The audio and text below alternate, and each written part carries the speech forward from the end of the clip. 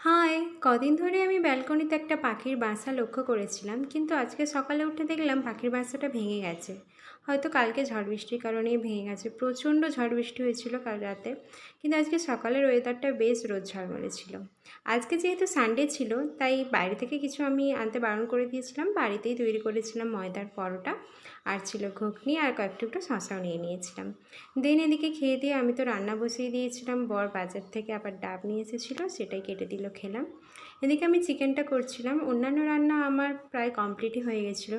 আর এত গরম ছিল, তাই একদমই সিম্পল মেনু রেখেছিলাম। আজকে দুপুরে মেনুতে ছিল ভাত, আর ছিল চিকেন কষা। আমি চিকেন কষার উপর একটু বেরেস্তাও ছড়িয়ে দিয়েছিলাম, খেতে বেশ ভালো লাগে।